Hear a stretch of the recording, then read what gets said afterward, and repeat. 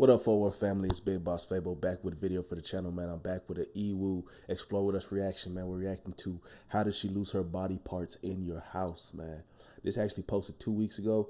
I think it's the most recent upload from Explore With Us. So be sure to like, comment, subscribe, hit the notification bell. Follow me on Instagram, Twitter, FortWorthFabian. It's the road to 1 million subscribers, man. Peace, love, prosperity, everybody right with the channel. Let's go ahead and hop right into the video.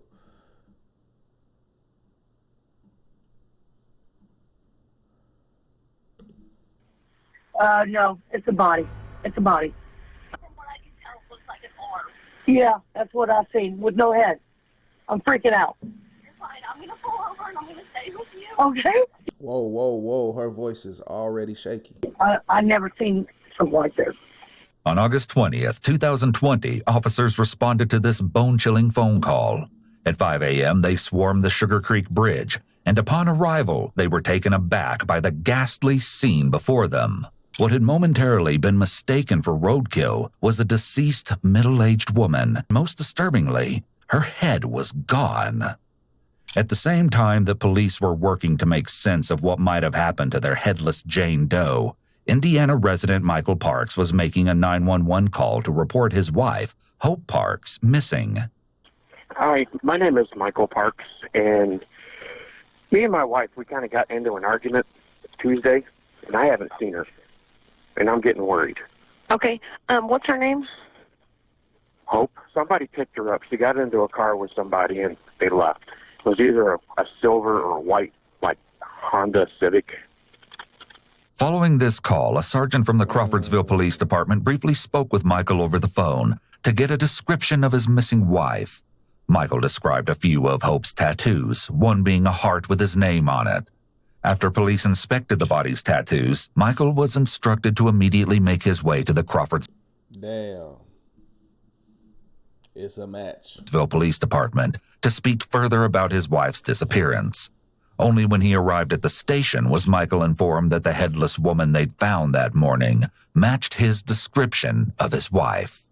For the sake of the investigation, he was immediately escorted into an interrogation room, where the following never-before-seen footage was recorded. One thing I do, I record everything because my notes suck. I can't write with crap. So I do record everything. One thing. He capping, though. What is your full name, sir? Michael Dale Parks. Okay. Interrogation rooms can be scary places, but Michael has been brought into a soft interrogation room. This is highly unusual. These soft rooms are primarily used for victims, usually children. As the grieving husband, the police may have chosen this room to offer him a bit of comfort. However, in most cases, the spouse is the prime. I was about to say that, man. A lot of times in these cases, they ain't even worried about making you. It's the mirage. They want to make it seem that way, but in all honesty, they already suspect you. It's the spouses, the closest, the family members, the closest to the victim that they like to, you know, pretty much explore first. So let's be 1,000. He thinks you did it.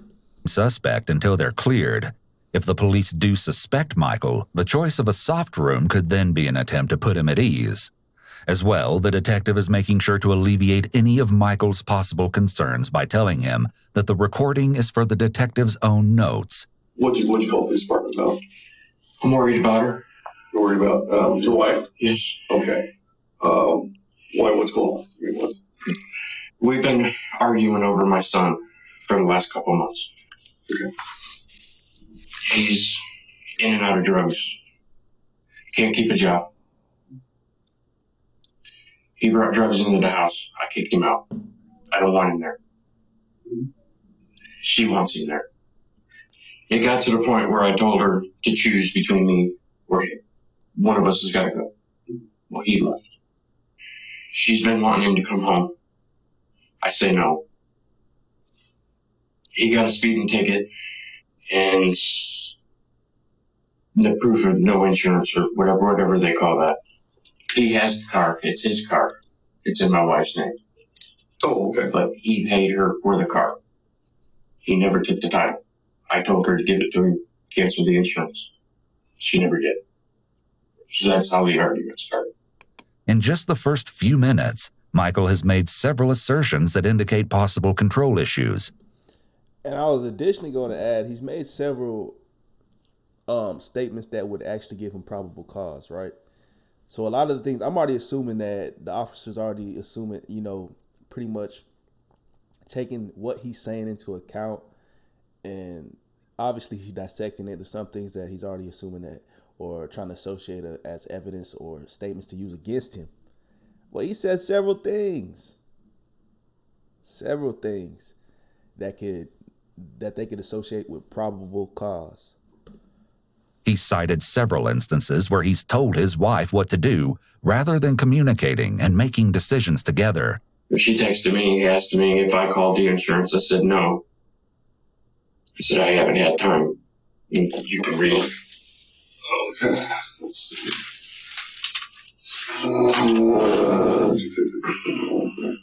Notice how Michael rubs his face after handing his phone to the detective, then proceeds to partially cover his mouth with his hand, keeping it there for the next couple minutes. Michael is also covering his genitals here. This is a common barrier used by men when they feel threatened or stressed. These gestures convey anxiety and uneasiness, not unusual for someone who's just lost their spouse. However, hiding the face is also typical of someone who might be trying to hide something else. Your son has some drug issues or anything? Does your wife have any alcohol or drug issues? No. Is there anything that... No. She's very controlling. Michael's answer here is completely irrelevant to the question. Instead of simply responding with information about Hope's substance abuse, he goes into Honestly, I thought he didn't do it, but now they're just pointing out every reason why he did do it. a rather sudden and impertinent spiel about how controlling she is. So far, Michael has taken almost every chance to speak negatively of his wife, even if it wasn't warranted. As far She's as very clean. self-control or controlling on everybody? Controlling on everybody. Okay. Which I'm used to it. They don't bother me. Yeah, for 25 years. You find your niche. I mean, I've gotten used to it. I take medication. I do have anger issues, but I take medication for it. But I've never done anything. Michael continues to divulge information that wasn't asked for. The fact that he has anger issues, which he takes medication for, clues detectives in on Michael's capacity to become violent. He then feels it necessary to include that he's never done anything violent to his wife. What Michael is doing here is oversharing. He's Smoking over-delivering, cannabis in bro. public? Always undelivered. Yes. Sharing or volunteering unnecessary and excessive amounts of information.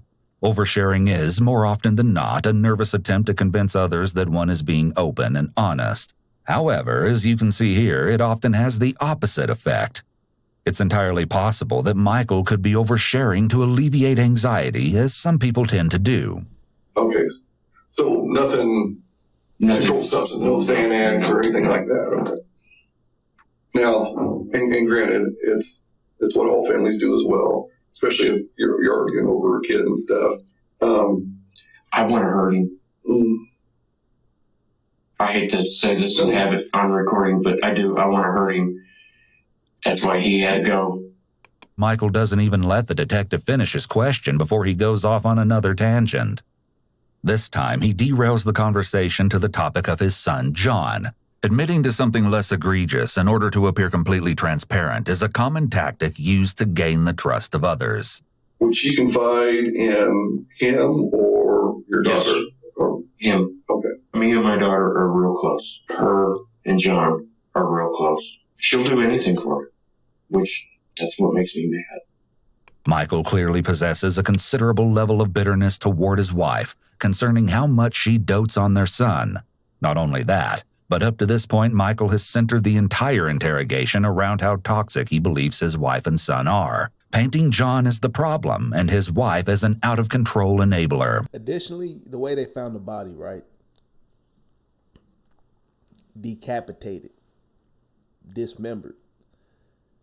A lot of times they do dismember bodies, a lot of these killers, just to be able to, hide or bury the parts. But where I was going with the fact that she was decapitated could assume, to like where they associate hate crimes, and a lot of times they're able to categorize someone close to the victim in the nature of how the body is found or how the person was killed.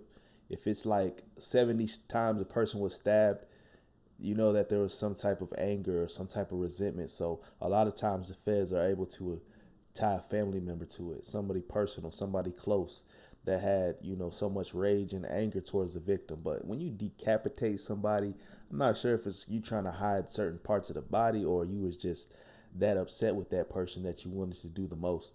So I say that to say, honestly, you could probably additionally tie him to the murder. If he has all this anger, resentment towards his wife, he would go to the extent of trying to decapitate, do some egregious or horrible type of things, you know what I mean, to the victim, just to let out all his resentment. If he did have something to do with what happened to Hope, he's just established a clear motive for himself. When she left, you started getting in the car, right? Did you happen to see the driver at all? Couldn't tell, male, female, anything? Frankly, Michael seems much more concerned about their intermarital issues than he does about the fact that his wife might have been found dead just that morning. Has she ever been known to kind of step outside the marriage at all? Is there nothing? No. Nobody from her past that she could run to? We used to live in Illinois. Me and my daughter talked about that. I said, if anything, it's my daughter. I haven't told her yet. Well, and we're still, I mean, they're still doing some stuff somewhere else. So that's why we're just talking to you to get information. And I actually don't even know what all the officers told you. I'm just trying to get he just overall picture. Told me that the tattoos that I described to him, which I do have pictures of them, the tattoos matched the description. You said earlier you were going to give her till Friday. What made you decide to go ahead and call today? My emotions. I'm very worried. I'm very worried about her. I miss her. Whoa, what did we miss there? Worried. I'm very worried about her. I miss her. He looked away. In addition to stuttering throughout his answer, Michael appears to break eye contact with the detective for a moment and looks directly at the camera. He seems uncertain in what he's saying. We may have found her. So we're still looking into that.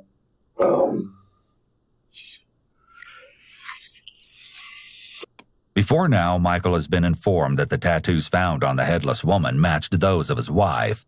However, hearing the news again begets a distressed reaction, which is expected. He covers his mouth with his hand and looks away from the detective. He also uncrosses his leg, a shift referred to as an anchor point movement. When someone is stressed, you'll commonly see shifts in their anchor points. In the case of a person who's sitting down, like Michael, their anchor points are their legs, buttocks, and back. Though his physical reaction is appropriate, it seems oddly void of the usual overwhelming anger or sadness that you might see from someone in Michael's position. What made you think that something had happened to her?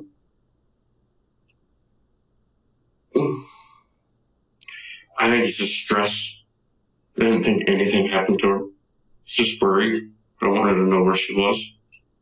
This question is at first met with silence from Michael, perhaps because it requires him to go into detail about how he feels about his wife's disappearance. He seems uncomfortable and exasperated, but he proceeds to mumble an answer from behind his hand. He's going to go over a couple papers with you as far as the consent and just consent to search your house and the car, because there's some things we need to find out about her. Because like I said, I don't know her. I don't know you.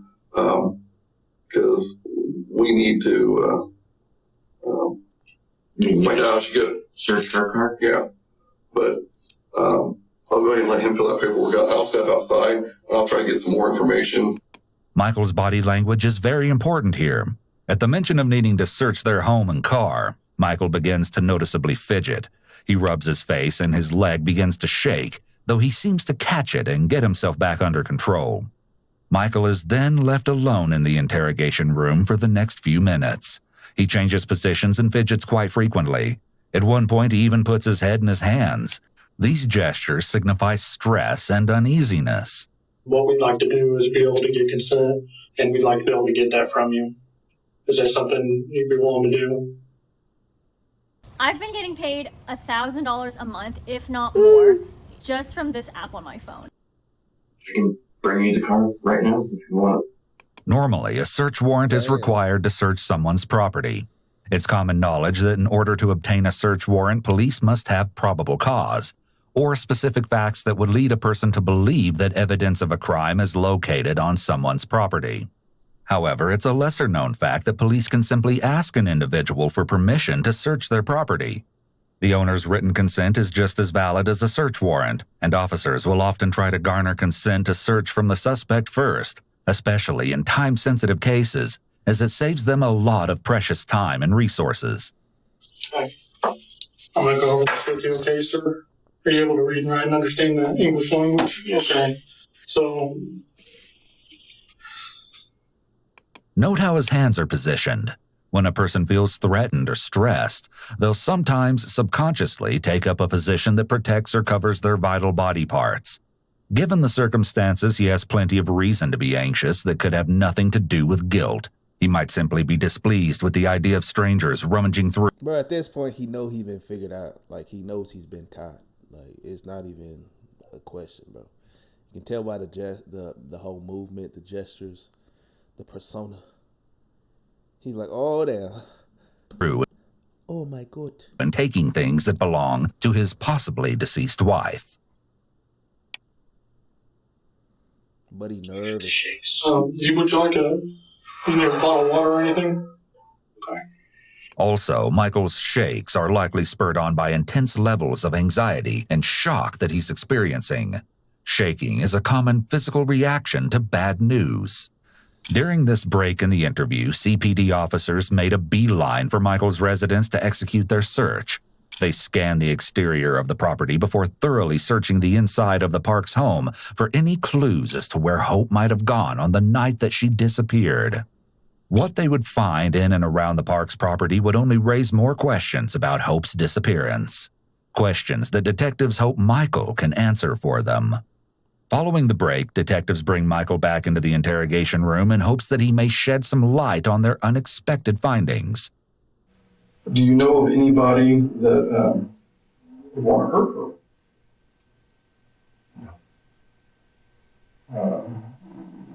You said she wasn't close to anybody else. I mean, somebody that would be. She knows how to piss people off. I can tell you that. She knows how to piss people off, or you know how to piss people off? No, she knows how. It's chilling that Michael can describe his wife in such a shocking and insensitive way right after she's been found so devastatingly mangled and discarded. Perhaps he's using a bit of humor to cope with his feelings, or perhaps detectives are getting a peek into Michael's true feelings toward his wife. Duh. Part of what we were looking for, and we found some blood at your house. Would there be any reason why there would be blood at the house? The question of the blood is sprung on Michael quite suddenly, likely in the hopes that they'll catch him off guard in a lie. This is called a bait question.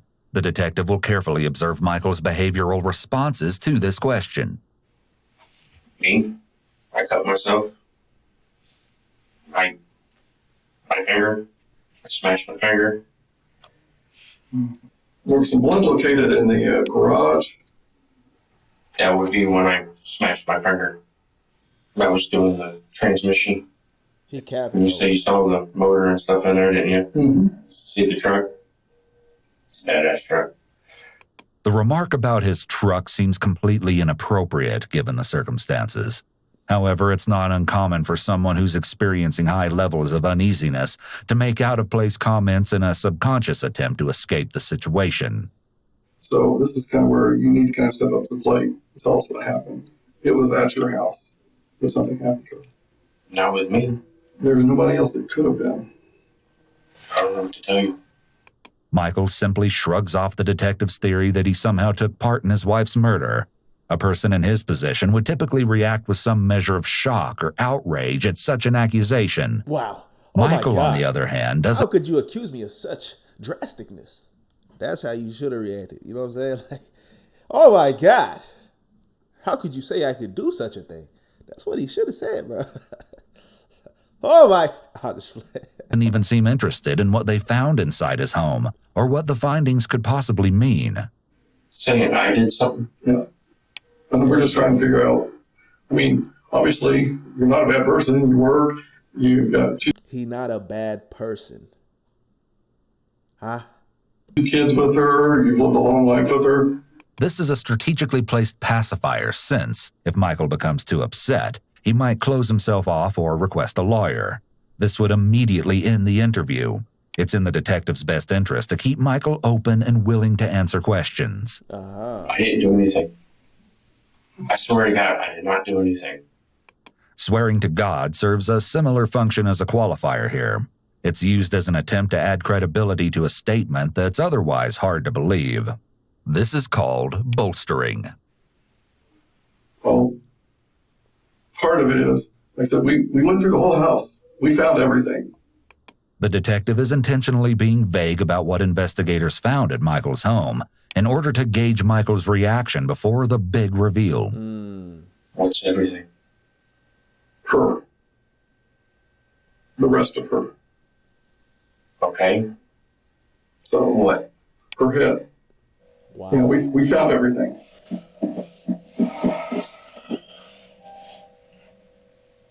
This is a critical moment in the interrogation, but caught under the microscope of what should be a bone-chilling They actually found her head, bro. Whoa. reveal. Hey. Michael's response is rather dull. There's no immediate reaction, and the reaction he does give seems to be one of exasperation rather than shock or concern. He exhales deeply, leans back, and, most notably, he covers his face once again, a move we've come to recognize as a possible attempt to hide something that the face might give away. Hope's head is perhaps the most incriminating thing that officers found inside the home. However, that's not all they found. An exterior search of the property yielded several blood smears and stains on the gravel in front of the garage door, in the grass next to their back patio, on the wood floor of the patio itself, as well as on the ramp that leads up to the patio. Blood smears as well as bloody footprints were found inside the garage. A bullet casing was also found in the grass near the patio. The interior of the home was reportedly very clean and well kept. That is, until officers got to the basement. Spots of blood were visible on the steps leading down into the foreboding cellar. Continuing down the stairs, it became apparent that there were drag marks in the shallow layer of dirt that covered the concrete basement floor.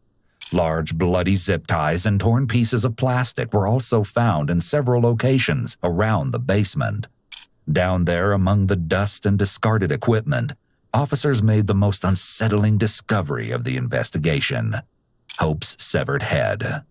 It had been wrapped in plastic shopping bags, placed in a shallow hole in the floor, and covered in dirt and debris, hidden by a pile of flex ducts that had been arranged on top of the grave.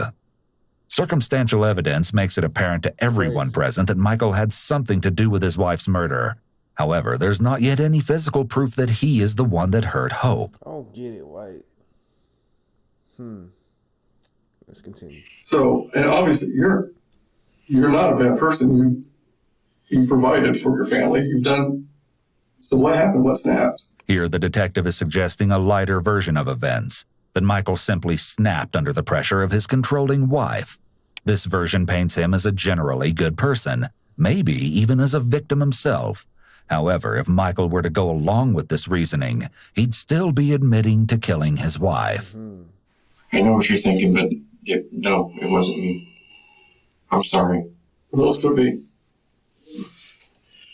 Talk to my son.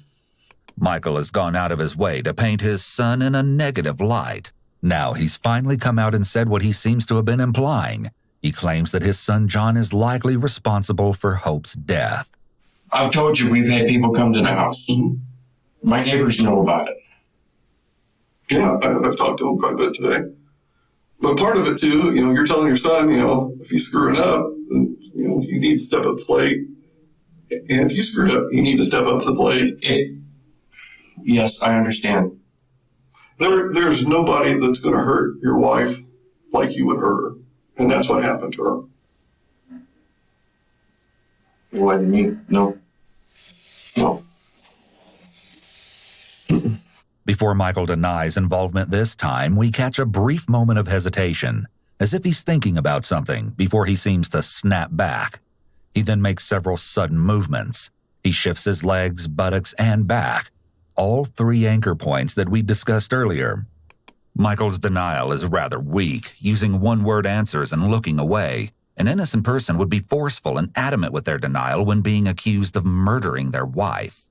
He's likely reflecting on his decisions up until this point and weighing his options. Next person I need to talk to is your daughter. And I'm going to have to explain to you. Talk to my daughter. So I'm saying, where the kids at throughout this whole process? And I'm wondering, like, if his whole plan was to hide the head in the basement, what was the plan in terms of, hiding that from your children? How would they have not, stumbled their way? How would they not made their way down to the basement and, noticed the odor, noticed displacement? How long would you have kept up the whole ruse, bro? The whole facade, bro.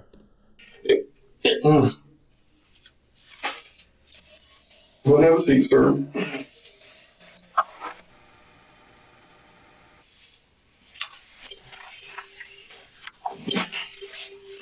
The detective instructs Michael to sit back down to reassert his authority and for safety reasons, as he wants to be able to see him.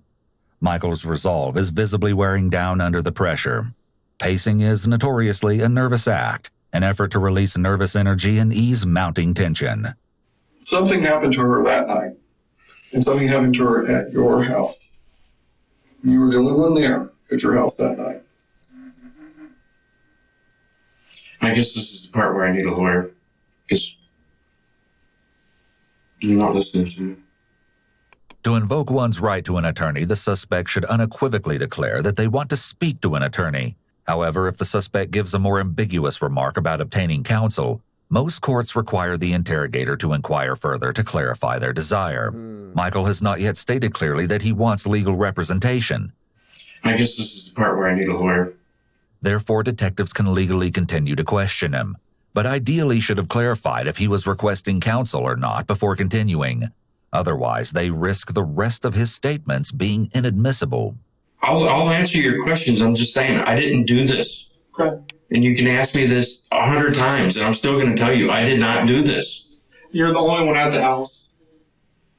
You're the only one who can know what happened to your wife. Okay? You didn't mean to do this to her. Michael's body language indicates that he shut down. The protective position of his arms across his body is a self-soothing behavior that indicates that he's closing himself off from the situation, likely due to sheer discomfort and stress. So we're trying to ask you, how did she lose parts of her body in your house? No clue. You have a clue. No, I do not. Yeah. There's nowhere else for us to look. There's nowhere else for us to go. There's nobody else to talk to about this. But All right, I want a lawyer. And just like that, the interview is over. This time, Michael has clearly communicated his desire to speak to a lawyer. The detectives are no longer allowed to. He was getting kind of pushy. This revolutionary new device can remove up to 10 times more earwax than a traditional cotton swab. That detective was getting kind of pushy, though. He was pushing his buttons. To ask him any more questions. Yeah, Dad. Say so, small. No, fool. No, it's bad laughter. Over the next 10 minutes, Michael attempts to make conversation with the detective who's no longer inclined to speak with him, since the detective can't question him any further. After the detective refuses to allow Michael another smoke break, Michael gets up and begins to anxiously pace the room once more. When he sits back down, he sits on the side of the couch that's the farthest from the detective. This clearly communicates his desire to escape the situation as soon as possible. Finally, the silence is broken by a police officer who has come to put Michael in handcuffs. His hopes of removing himself from the situation are dashed. You guys got this all wrong. Can't talk to you anymore, but Michael makes one last plea of innocence, but detectives are no longer feeding into it. He's escorted to a holding cell by a pair of armed police officers. However, this isn't the last that detectives will hear from Michael. Over the next few days, officers continue to investigate the Parks' home and cars, follow up on potential leads, and speak to the couple's friends and family members. Detectives have lost hope of getting any valuable information out of Michael, That is until 4 days later, when he unexpectedly requests to speak to detectives again without a lawyer present. Hey there, Mr. Parks. Sure you remember me from the other day? Yes, sir. Okay. This interview takes place the following Monday. It was Tuesday. I got off work early at 3:30. I was home by 4:15. Kids came over. Like I said, that was not a lie. We were arguing, like I said, over my son. I was on the back porch after everybody left. I was going to shoot a groundhog. I had groundhogs in the backyard. I knew it. My neighbor does. He never came back. I went to discharge the gun. I shot 3 rounds into the tree. I went in the house. I was going to clean the gun. I sat at the kitchen table. It went off.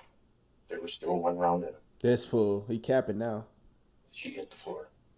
She was fixing dinner. You know, like, it's always a pattern of a lot of these murderers, you know what I'm saying? They basically, once they're building up to confessing, they'll paint a picture of the story that's a little bit more lighthearted. Like, oh, it was an accident. I didn't mean to do it. To kind of relieve some of that guilt, I feel, and that burden a little bit. But it's like, we know you did it. But they slowly but surely paint a picture of the story as they choose to reveal more information, as they choose to slowly confess. And he's like, oh, it just went off. She hit the floor. It's like, bro, you meant it was intentional. It wasn't an accident. I panicked. I just flat out panicked. I didn't know what to do.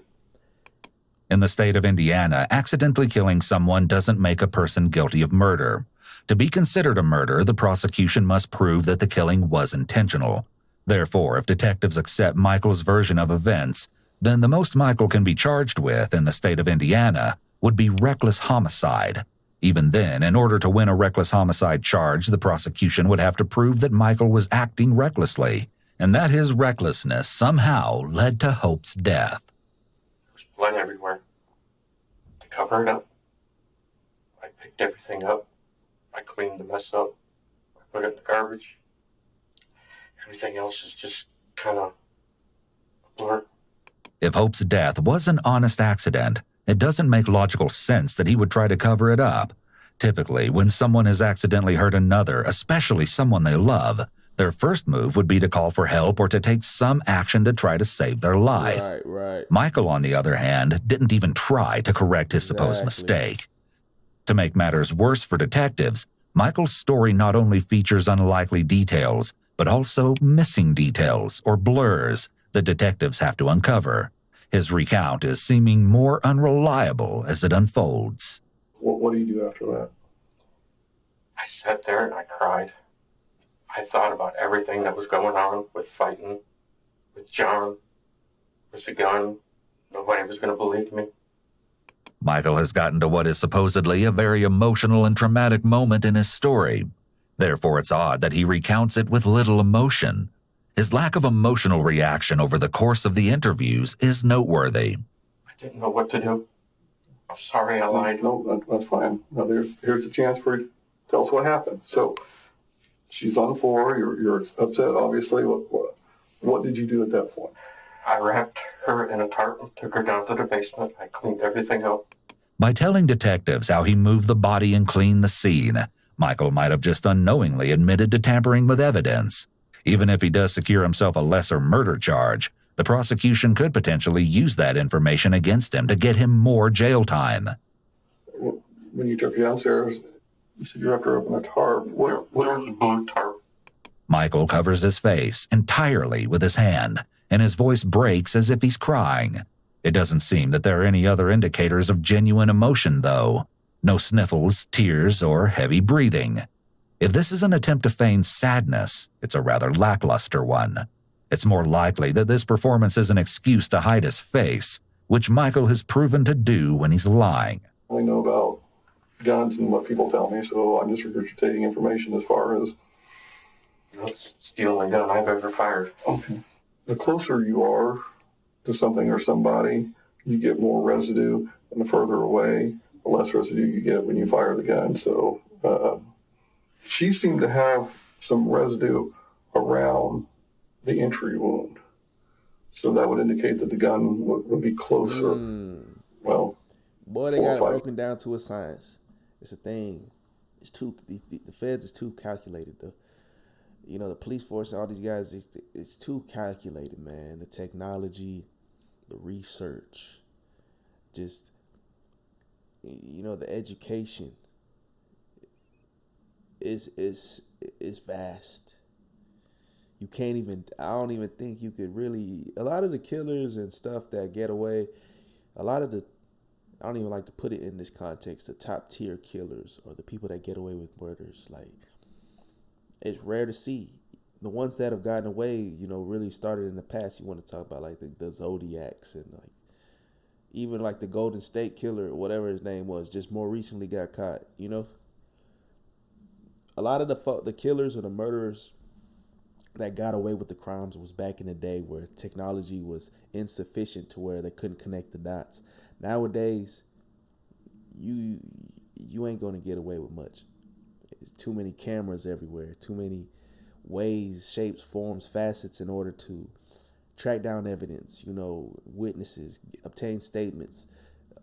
Too much is happening nowadays. You got to be calculated.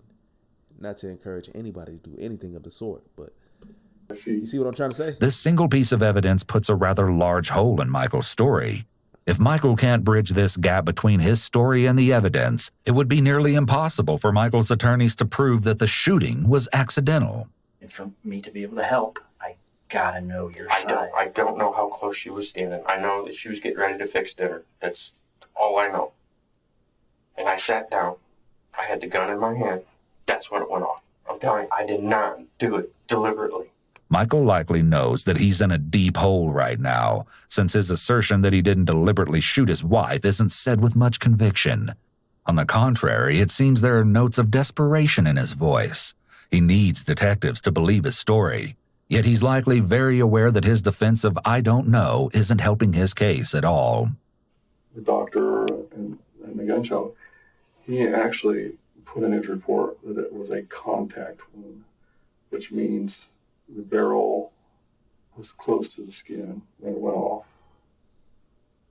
Then maybe she was closer than what I thought. Now that detectives are back on the topic of the gunshot wound, Michael has wrapped his arms tightly around himself. This is a protective position that may be Michael's attempt at self-soothing.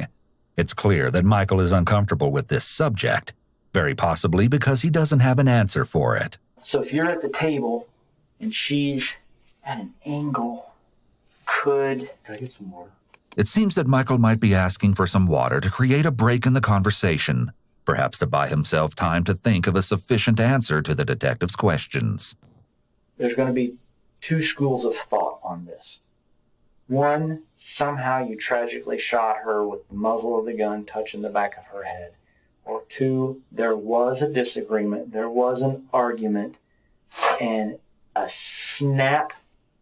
There was no bad judgment. He said no argument after everybody left. No argument. He's trying to throw you the alley-oop, my boy. Just catch it. Earlier. It's just people on the outside looking in. I don't care what anybody else thinks. The whole thing was shooting her. If she was where she was standing, I don't know. If she was right there, I don't know. I did not stick the gun to the back of her head and pull the trigger. I did not do that. And all I'm telling you is the science proves differently. Then she was closer than what I thought. That's a lot closer. That's all I can say. Damn. Ads on YouTube must be so annoying. But with 3 clicks, you can install an ad blocker and you'll never see ads again. You didn't want her to die. No. But circumstances led to her death. What was the mental capacity of you at the time? Were you so enraged from an earlier argument that she mouthed off something and you don't know what you did? The detective is offering Michael a way out by suggesting that his actions were simply triggered by something that his wife might have said. This shifts some of the blame onto his wife, which may make it easier for Michael to admit his part in what happened. Kind of a Tasmanian devil kind of event after she's on the ground. You lost it. And it's okay to tell me that because that shows emotion. And before he came in, That was the one thing that I was trying to figure out, what happened to the hamburger if she's down here. I think I'm the one that knocked it off the stove. Can you tell us what's going on when that hamburger gets knocked off the stove? Yeah, I think I called myself an idiot. The you do? By recalling what specific words he used at the time, he might be trying to draw attention away from what actually caused the hamburger to be knocked off the stove, such as a fight or struggle. Ever been a problem with that rifle's trigger and going off when you didn't want it to, or? Nothing I know of, no. I didn't even have it that long. Okay. Maybe a week and a half. The fact that Michael had only been in possession of the rifle for such a short period of time could be used as evidence against him in court. The prosecution could make the case that it was reckless of Michael to be wielding a loaded firearm that he wasn't familiar with indoors, especially next to a family member. The detective began... Honestly, I was thinking that they would use that like as evidence, like to kind of, you know, discourage the whole situation, you know what I mean? Because they could also assume the fact that with it being a new gun, he wasn't familiar with it, maybe of its nature. You know, possibility of discharging prematurely. Who knows? But I guess they think of it the opposite way. Begins questioning Michael about the details related to dismembering his wife. I mean, she's got, none of us are young anymore, so I mean, your skin doesn't stay like it should. So each drag, did like just the muscle and the skin go with it? I don't even remember doing it. Don't remember that part. Yeah. And that's the brain again, trying to protect you from typically the goriest, most traumatic parts. Another benefit of Michael's selective memory defense is that he doesn't have to disclose the gory details of what it was like to cut off his wife's head. He could be under the impression that giving those details would only serve to make him appear more like a cold-blooded killer. There is no way that the gunshot happened the way you're presenting it. So this is the time. It's like I said, I don't remember exactly how it happened.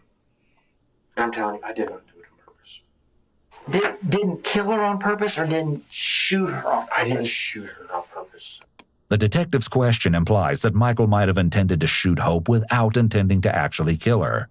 However, under Indiana law, this is actually somewhat of a false dichotomy.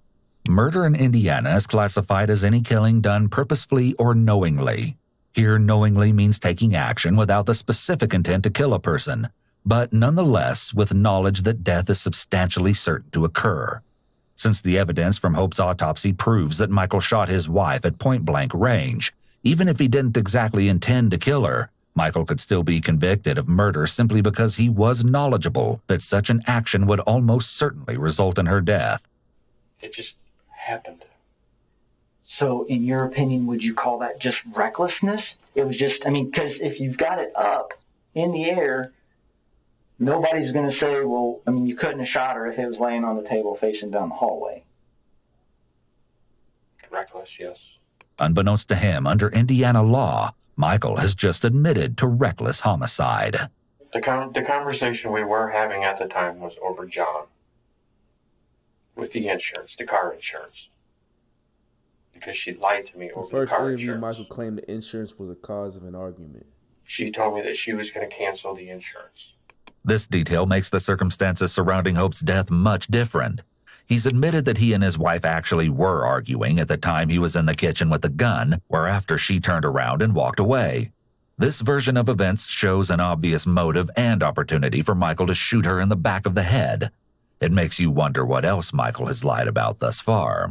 Are you a fist-pounding kind of guy when you're mad? You're like, damn it, woman, just do what I'm asking you to do. And the gun was in your hand, unfortunately, at that time. Squeeze reflex? Yes. I don't remember everything. But what you said makes sense. Like I said, that it was not intentional. So what you said makes Michael sense. Seems to find... But he just agreeing with everything left to right. Oh, well, that's what it sounds like. Seems to be that way. Be resigning himself to some explanation of how he shot Hope, probably after realizing that detectives weren't going to back down until his story matched the evidence. I just want to know why. Because that's the same thing you're going to want to know. Same thing your daughter wants to know. when your son wisens up, it's the same thing he's going to wind up. I know why it happened. I can never tell him. I can't do that to him because that's the reason why I pulled the trigger. Not intentionally. Again, Michael cites his son as the reason for his plight. However, this is the first time he specifically said that John is the reason that he killed his wife. He quickly tries to backtrack, though the statement implies that Michael is probably more aware of the reason behind Hope's death than what he's letting on. He may have slipped up due to stress and fatigue from the long interrogation. After 4 long hours, the interrogation is now over. Michael is escorted from the interrogation room without further incident. Following his interview, Michael was moved to Montgomery County Jail, where he sat for almost 2 years. He was scheduled to stand trial in front of a jury on May 9, 2022. That is, until investigators made a single haunting find that would spell doom for Michael's case. It was discovered that prior to Michael murdering his wife, he'd been doing online research on the effectiveness of bottle silencers. Bottle silencers are makeshift gun silencers constructed simply from plastic bottles. Not only that, but he'd also looked into whether pillows could be used to muffle gunfire. This discovery proved that the murder of 44-year-old Hope Parks was indeed premeditated, and under Indiana state law, crushed all possibility of Michael receiving anything less than a murder charge. On May 6, 2022, just 3 days before he was scheduled to stand trial, Michael changed his plea from not guilty to guilty and accepted a negotiated plea deal. On May 9th, Michael Parks was found guilty of the murder of his wife, Hope Parks. He was sentenced to 50 years in prison without the possibility of parole. We reached out to Michael through email to see if he would be willing to share his side of the story and answer some of our questions about the case.